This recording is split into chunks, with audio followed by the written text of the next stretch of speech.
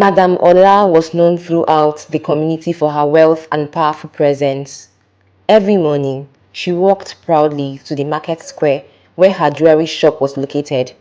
The sound of her heels against the dusty road always made people turn their heads before she even appeared. She wore the finest attires and expensive accessories. Gold rested gently on her dark skin like sunlight. Her wrappers were always perfectly tied. Her perfumes lingered long before she passed. She was truly a beauty to behold. Madame Ola attended every women's meeting in the village. She moved with elegance and confidence, speaking calmly and laughing boldly without fear. But many women in the community secretly hated her.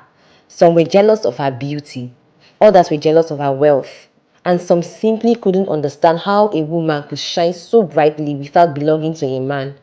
Even at the age of 40, Madame Ola had no husband. Whenever people questioned her about marriage, she would simply laugh and say, "No husband, no stress." Many wealthy men had gone to her father's house asking for her hand in marriage, but Madame Ola turned every one of them down, insisting she was happier on her own. Still, behind her confidence was a woman who only truly relaxed around one person, her best friend, Ifoma. Whenever the two women were together, their laughter could fill an empty compound. They gossiped, shared stories, roasted corn together in the evenings, and spoke about life like little girls hiding secrets under moonlight. But peace never lasts long in places filled with envy. One afternoon, during a women's meeting, an elderly woman suddenly stood up and pointed at Madame Ola with trembling fingers. "She is a witch," the woman shouted. "She destroys homes and steals people's husbands." The gathering became noisy immediately. Some women gasped dramatically, others laughed, but deep down, many of them were happy. Happy that somebody had finally humiliated the woman they secretly envied. Instead of defending herself, Madame Ola remained silent. Her eyes slowly filled with tears as she stood up gracefully and walked out of the meeting. Nobody followed her. Nobody called her back. The same women who smiled with her every market day sat there watching her leave alone. That night, Madame Ola sat quietly in her house, tears rolling down her cheeks. "Is it now a crime to be beautiful and successful?" she asked painfully. "Why do they hate me this much?" Ifoma held her hands gently and replied, "Do not blame yourself, Ola. Some people cannot stand the light they do not carry." Days passed. The whispers in the village became worse. Children stared at her strangely. Women avoided sitting near her in meetings. Even customers began to fear entering her shop. One evening, Madame Ola stood in front of her mirror for a long time.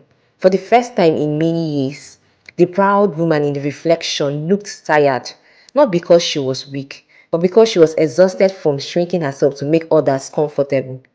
The next morning, she made a decision. She locked her jewelry shop, packed her belongings, and left the village quietly before sunrise. Nobody believed she would survive outside the community that once knew her name. But years later, Madame Ola became something even greater. In the city, people admired her confidence instead of fearing it. Women celebrated her success instead of competing with it. Young girls gathered around her shop, inspired by the way she carried herself with dignity and grace. She opened one of the biggest handmade jewelry brands in the States. Her designs were worn by actresses, brides, and important women. This time, nobody called her a witch. Nobody mocked her for being unmarried. Instead, they called her a strong woman, a role model, a queen. One afternoon, during an interview, a young girl asked her, "How did you survive people's hate?" Madame Ola smiled softly. Then she said, "Never shrink yourself because others are uncomfortable with your light. The same thing people reject in one place may become the very thing another place celebrates." And somewhere far in the old village, the same women who once mocked her now proudly told their daughters, "We knew Madame Ola before she became famous."